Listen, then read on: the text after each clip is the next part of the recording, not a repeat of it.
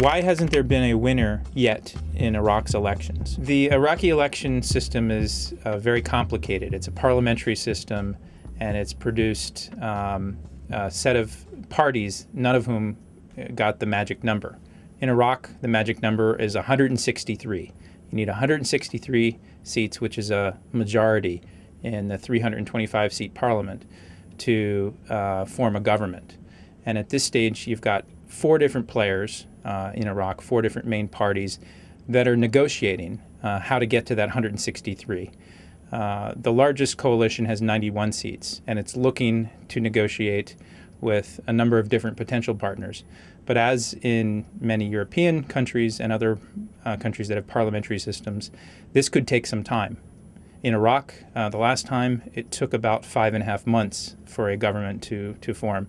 So we may be looking at a summer without a formal Iraqi government in place and a caretaker government in a situation that is very volatile in terms of the security situation and in a region that is deeply important to U.S. strategic interests. Which main parties are likely to emerge as part of the new government in Iraq? Well, right now there are 2 main parties that have the upper hand. One is Prime Minister Nouri al-Maliki's State of Law party.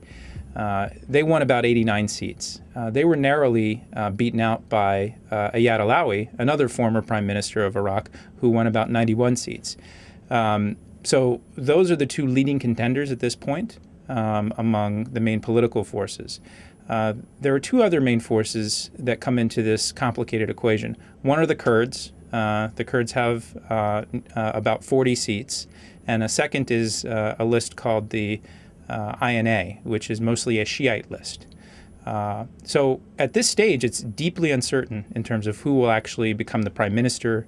And what we're seeing right now is a negotiation mostly among political elites about who's going to get which seat.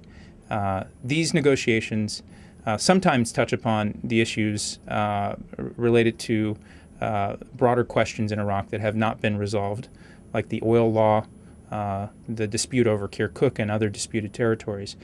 But I suspect that these negotiations will go on for weeks, perhaps even months, before we actually have a clear idea of who's going to emerge. How will the outcome affect U.S. policy toward Iraq? At this stage, U.S. policy in Iraq is guided by 2 agreements with the Iraqi government. One is a security agreement that outlines a timetable for U.S. Troop redeployment.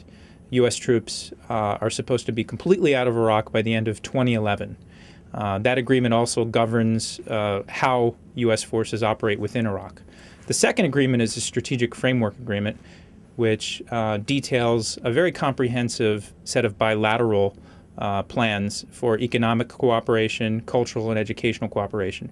So even while Iraqis are still trying to decide who is the head of their new government, these agreements are in place, and the governments of Iraq and the United States are working this bilateral relationship together. Who emerges as the next prime minister really, I think, is an important question that, as so far, the United States has remained neutral on, and it needs to, I think, stay mostly neutral.